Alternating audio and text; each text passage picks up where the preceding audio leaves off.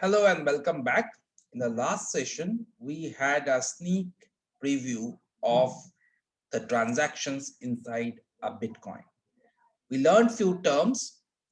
We might not have learned what those terms mean exactly and why are they there, which we are going to do in some of the subsequent sessions. But we know that there are a few important concepts that we need to learn if we need to understand blockchain. Uh, Before we go forward, I just thought I'll share with you some interesting Bitcoin trivia. We saw a term called miner's reward. There was a block reward and there was a fee reward. So I'm talking about the block reward. There's a reason why miners exist, and there's a reason why miners are paid to mine the blocks. We'll learn about this, all this in greater details. Now, the amount of miners' reward, interestingly, is not fixed. It changes over time. It started with 50 bitcoins. Now it is 6.25 bitcoins. In fact, it became 6.25 bitcoins very recently on May 12, 2020 at 0053 hours from a block height of 630,000. We saw what a block height means. It is a unique identification of a block. So from the block height or block number of 630,000, the mining reward has become 6.25.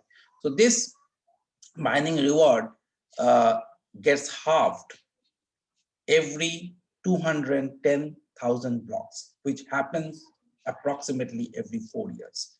So it changed from 50 bitcoins to 25 bitcoins to 12.5 bitcoins, and now it's 6.25 bitcoins. So it has halved every 4 years. You would be wondering that why it is halved every 4 years, and why is it that every 4 years there will be 210,000 blocks that will be generated.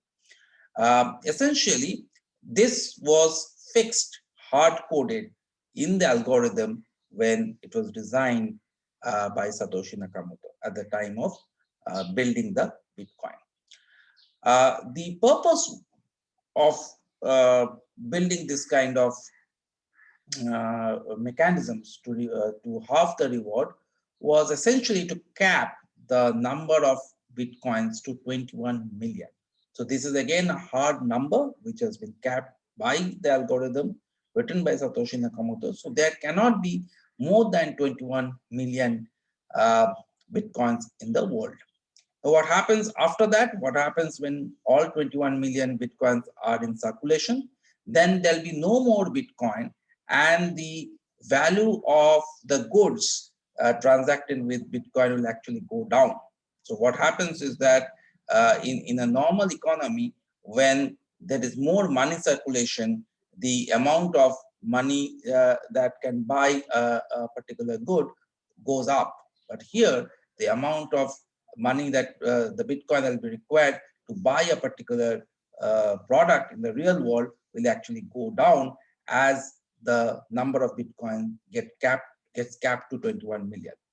Now, this is there to control inflation and align with the mining reward structure. So it's a very interesting area where the inflation or the circulation of currency is not controlled by any central authority, but the circulation of currency is controlled by miners who can be any mining node, can be any node in the network. And when the number of bitcoins in circulation reaches 21 million, there'll be no further new currency or cryptocurrency generated in the Bitcoin network. It's a very interesting economic concept of generating money to manage inflation.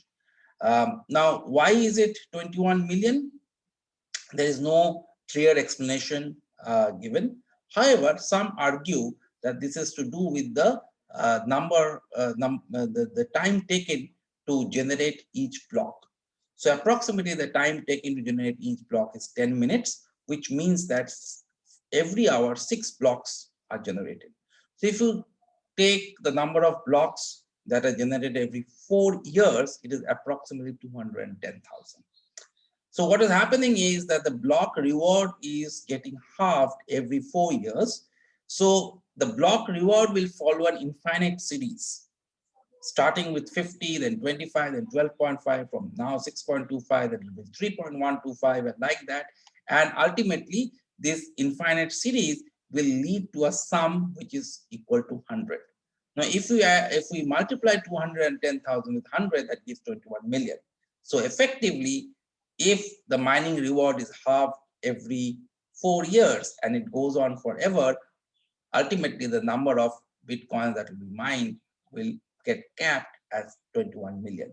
So that's how the number 21 million came in. There's a minimum denomination of Bitcoin that can be transacted, and that is also fixed in the algorithm. And that number is 0.00000001 Bitcoin, which is equal to 1 Satoshi. So these are some of the interesting trivia about how Bitcoin works. In the next session, we are going to see a toy example of a blockchain and how transactions can be carried on a blockchain in this toy example.